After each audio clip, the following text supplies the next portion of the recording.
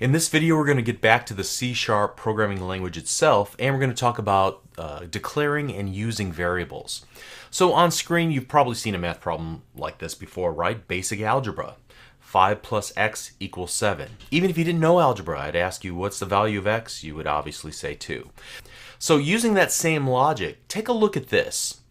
X equals 7, y equals x plus 3, console.WriteLine y. What do you think it's going to be printed to the screen? Well, I think based on what I know already, 10 is going to be printed to the screen. And that's exactly right. You just read C# on your own without a whole lot of help on my part. It's just common sense, right? And that's the point I wanted to get out. There's a little bit more to it than that, obviously. There always is. But the name for x and y in C# is called a variable, meaning that it's a bucket in your computer's memory to hold a value. In this case, these buckets are holding numeric values. But we can create buckets just the right size for dates and times, for strings of text, for really big numbers, or numbers that have numbers after the decimal point. In the cases that we just talked about in x and y, we expect these to be numeric values. We know that, but we have to use C# to express this to the .NET Framework runtime. Remember, the runtime is what actually allocates memory for our data. So here we have two data items, and we have to tell the runtime to allocate some space in memory sufficient to hold that data. So we would declare our variables. And to do that, we're going to need to declare our buckets before we start using them. So what I'm going to do here, I'm going to go ahead and blow this away. I'm just going to select it and hit delete on my keyboard. It's gone. So I'm going to declare my two variables now, int x,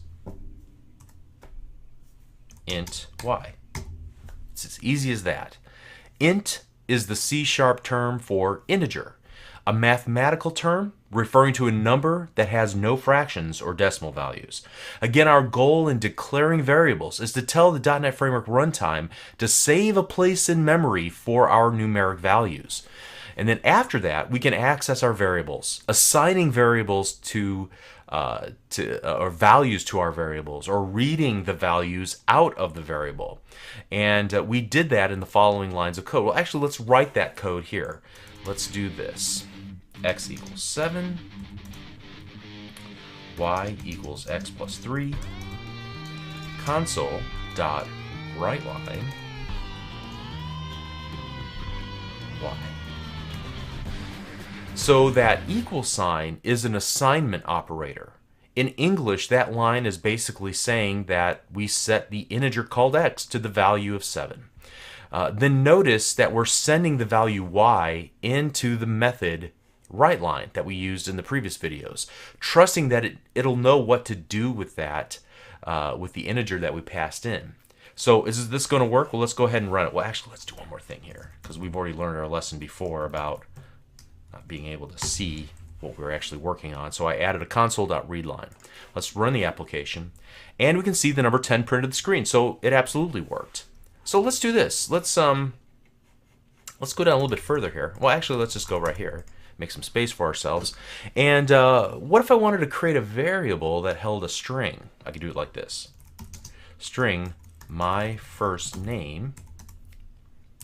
My first name. Oh, there's IntelliSense. Look, it knew that I created a new variable called my first name. So now all I got to do is just hit the equal sign, and it typed the rest of it out for me. Pretty cool, huh? So let's get back to the matter at hand. I'm going to type a literal string Bob and then hit the semicolon at the end. And notice when I hit enter, it added some formatting. It added some spaces here for me. I didn't have to type the space bar. Again, the IDE is awesome. It will format your code for you so that it meets standards that other developers would find acceptable. Last line of code I'm going to write for now is WriteLine, my first name. And now let's see what happens. Let's run the application again. So we get the number 10 from the first example, and then Bob from the second example. Okay, so notice that the string is, that word string is the key word for creating a bucket in memory that can hold textual information.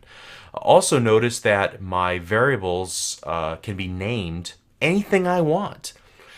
within certain prescribed limits, right? As a convention, most programmers do what I did right here. Use a lowercase m in the case of my, and then followed by a capital letter at the beginning of each additional word. So I put a capital F for first name and a capital N for the word name.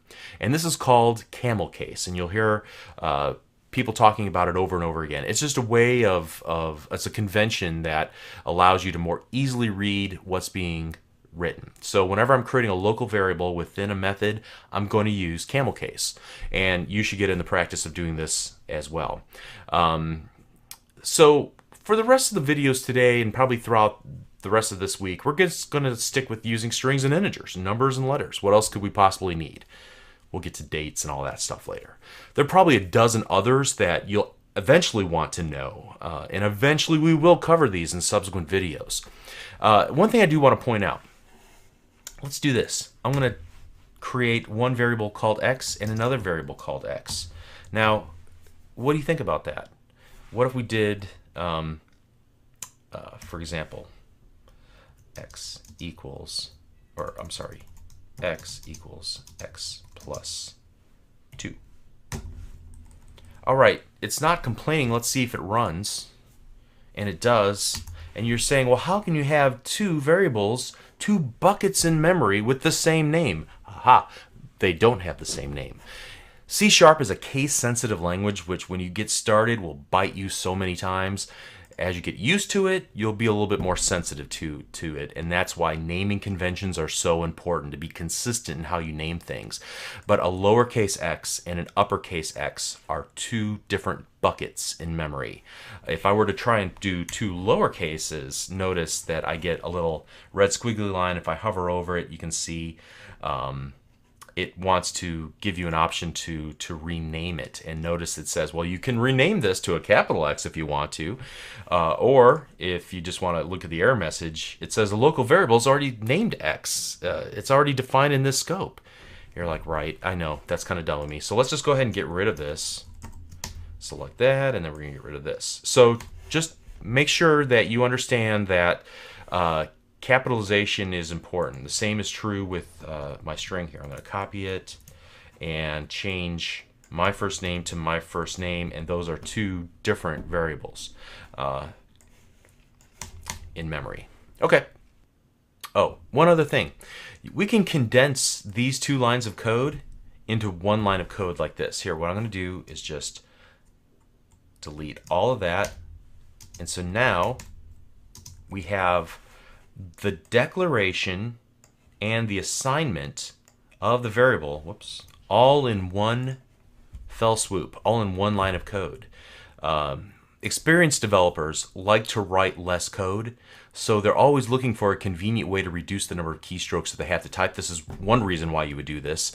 Another reason you would want to do this is because you don't want your values to never be, your variables to never be assigned a value. So to initialize them with a beginning value is a good practice.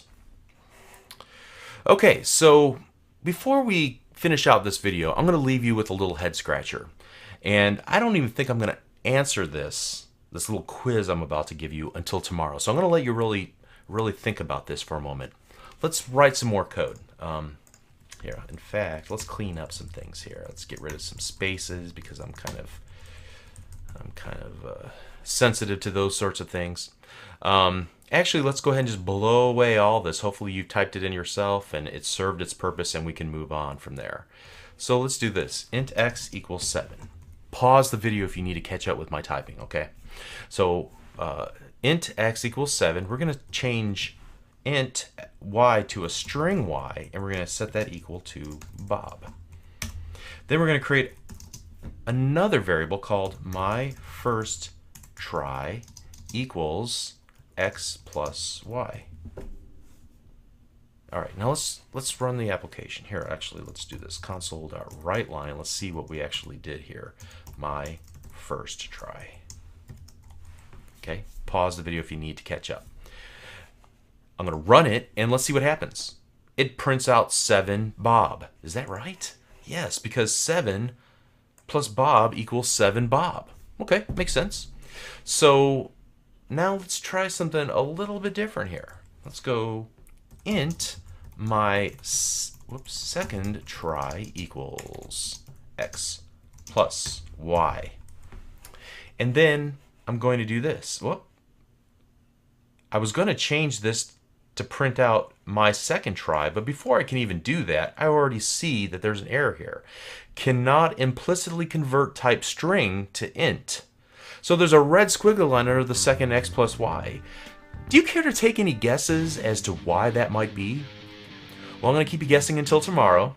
Hey, I got to keep you coming back somehow, right? So tomorrow I'll explain why that is and how we can remedy that situation. So, okay, great work so far today. Let's continue moving on. You're doing great. We'll see you in the next video. Thank you.